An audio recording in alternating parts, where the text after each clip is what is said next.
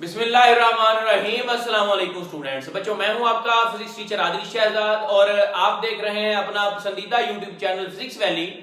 आज की वीडियो में बच्चों हम आगाज करने जा रहे हैं पार्ट 2 की फिजिक्स चैप्टर नंबर 17 का, फिजिक्स ऑफ सॉलिड्स। और आज का जो हमारा टॉपिक है वो है क्लासिफिकेशन ऑफ सॉलिड्स। इसमें हम बच्चों डिस्कस करेंगे क्रिस्टलाइन सॉलिड्स क्या होते हैं, अमॉर्फस सॉलिड्स क्या होते हैं और पॉलीमेरिक सॉलिड्स क्या होते हैं। सबसे पहले बच्चों आपके पास सॉलिड्स मैटर जो है ना उसको मेन थ्री, अब चार कह सकते हैं लेकिन मेन थ्री उसकी जो है वो ब्रांचेज हैं, solids, liquid and gases. Solids में बच्चों आप जानते हैं कि जो मॉलिक्यूल्स होते हैं, जो एटम्स होते हैं वो बड़े क्लोजली बाउंड होते हैं, क्लोजली पैक्ड होते हैं। जबकि गैसेज जो हैं उनमें मॉलिक्यूल्स के दरमियान जो एटम्स हैं उनके दरमियान स्पेसेस होती हैं वो थोड़े दूर दूर होते हैं।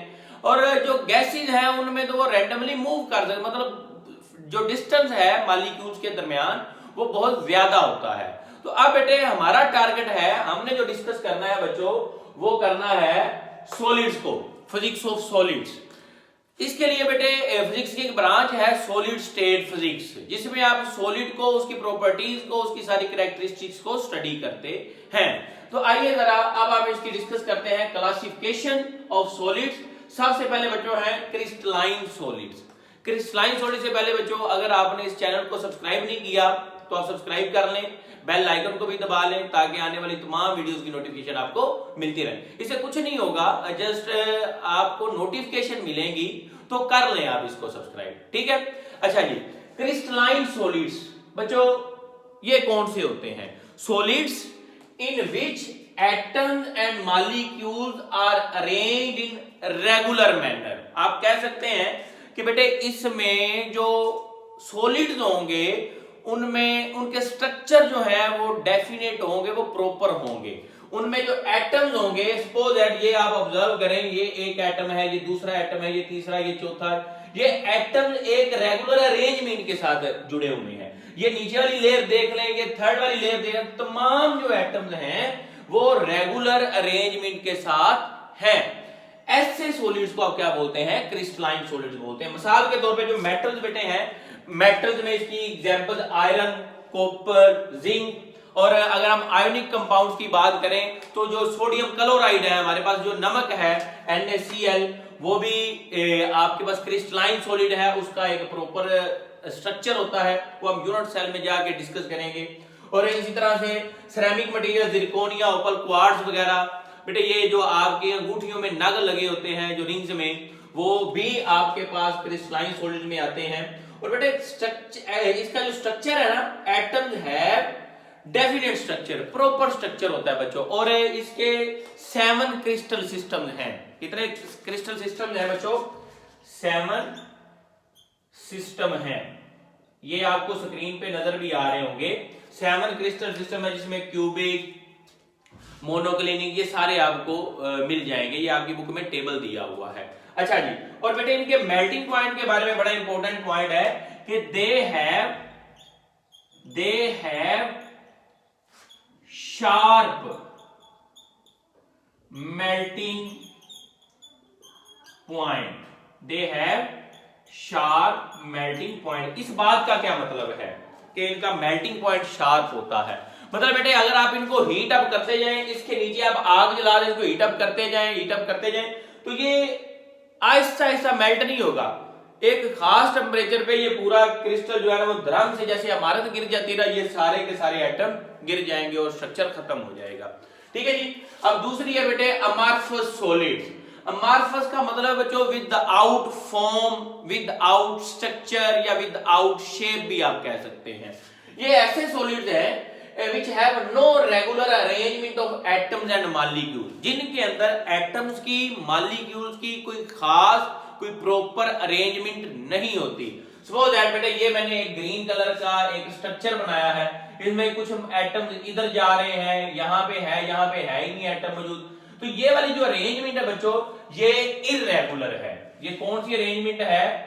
इर्रेगुलर।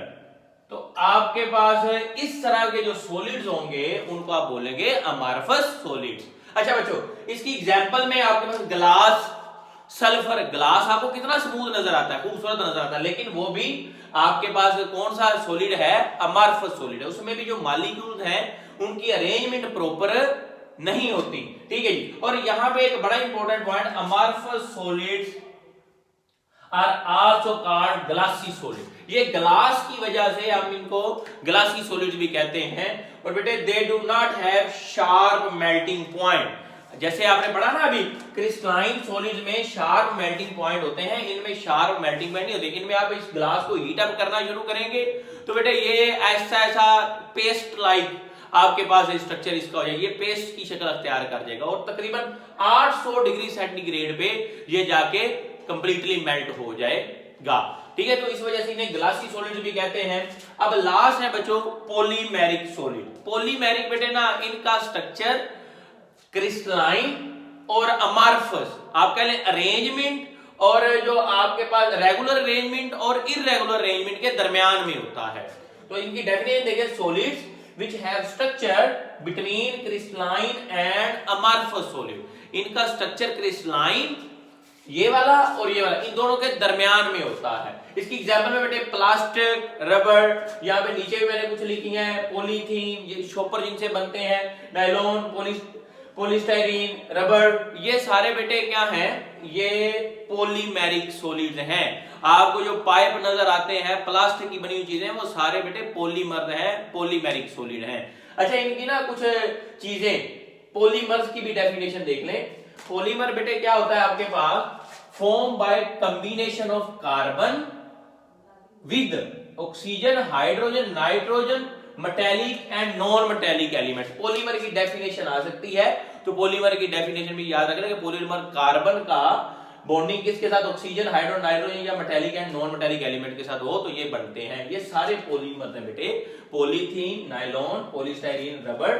कुछ बेटे ना इंपॉर्टेंट पॉइंट है इसके रिलेटेड, वो आपके लिए बड़े जरूरी हैं। लॉन्ग रेंज स्ट्रक्चर, ये जो आपके पास पॉलीमेरिक सॉलिड है, इनका स्ट्रक्चर बेटे लॉन्ग रेंज होता है, ये छोटे नहीं होते। मुख्तलिफ आपको पाइप्स की कितनी बड़ी बड़ी लेंथ नजर आती हैं, तो ये लॉन्ग रेंज होते हैं। लो स्पेसिफिक ग्रेविटी, ये बेटे आपका लो स्पेसिफिक ग्रेविटी इनकी होती है। इसका मतलब ये है कि ये पानी के ऊपर तैर सकते हैं। इस बात का क्या मतलब है, आपके पास बच्चों अगर आप किसी भी चीज की डेंसिटी को वाटर की डेंसिटी पे डिवाइड कर दें तो आपके पास उसकी स्पेसिफिक ग्रेविटी निकल आती है, तो इनकी स्पेसिफिक ग्रेविटी कम होती है। इस बात का मतलब क्या है बच्चों, इस बात का मतलब है कि ये पानी के ऊपर फ्लोट कर सकते हैं, ये पानी के ऊपर तैर सकते हैं। High strength to weight ratio, इस बात का मतलब यह है कि ये रेशियो है, डिवीजन है इनकी स्ट्रेंथ और वेट की। मतलब आपके पास है ये हाई है स्ट्रेंथ टू वेट, कि इनका वेट तो बहुत कम होता है लेकिन इनकी स्ट्रेंथ बड़ी हाई होती है। कैसे, आप अगर रबड़ को खींचे तो कितना स्ट्रेच हो जाए, कितना लंबा हो जाएगा, तो वेट तो उसका कम है, तो वेट के हिसाब से इनकी स्ट्रेंथ बहुत ज्यादा होती है। अब बेटा ना सॉलिड को समझने के लिए, सॉलिड को आपने टाइप्स डिस्कस कर ली इसके स्ट्रक्चर के हिसाब से। एक बड़ा इंपॉर्टेंट पॉइंट है यूनिट सेल। आप इमेजिन करें ये जो रूम है, ये जो स्टूडियो है, ये दीवार से बना हुआ है, ये एक दीवार है, सपोज है आपको दीवार एक नजर आ रही है जी। अब ये दीवार पूरा एक समझ लेंगे क्रिस्टल है। दीवार किस चीज से बनी है, ईंटों की, तो उस दीवार के अंदर जो ईंट है एक, वो बेटे कौन है, यूनिट सेल है। ईंट क्या है, यूनिट सेल है। तो smallest 3D structure of crystal lattice, ये जो स्मॉलेस्ट आपके पास यूनिट होगा, स्मॉलेस्ट स्ट्रक्चर होगा, सपोज दैट मैं यहाँ पे NaCl की आपसे बात की थी बच्चों कि ये क्रिस्टलाइन सॉलिड है, यहाँ पे NaCl का जो स्ट्रक्चर होता है ना बच्चों, वो क्यूबिक होता है। ये बेटे आपके पास क्यूबिक स्ट्रक्चर होता है। इसमें आप देखें ये सारे जो है ना वो एटम्स आपको नजर आ रहे होंगे, ये एक है, ठीक हो गया। अब इस जैसे आप कह लें काफी सारे तादाद में मिलके क्या बनाते हैं, पूरा NaCl का क्रिस्टल लेटस बनाते हैं। तो आपका स्मॉल है 3D स्ट्रक्चर जो होता है क्रिस्टल लेटस का, उसको यूनिट सेल कहते हैं, और रेपिटेशन ऑफ यूनिट सेल मिलके क्या बनाती है, क्रिस्टल लेटस। मतलब मैंने दीवार वाली मिसाल दी, तो दीवार पूरी बच्चों क्या है, क्रिस्टल लेटस है, और एक ईंट क्या है उसमें, यूनिट सेल है। तो बेटे ये था मुख्तसर तारुफ मैंने मतलब टाइम बचाने की कोशिश की है। होप सो आपको इसकी समझ आ गई होगी। कोई क्वेश्चन हो कमेंट सेक्शन में पूछ सकते हैं, कमेंट सेक्शन में लाजमी बताइएगा आपको आज का लेक्चर कैसा लगा। मिलते हैं नेक्स्ट वीडियो में नेक्स्ट लेक्चर के साथ, तब तक के लिए अल्लाह हाफिज।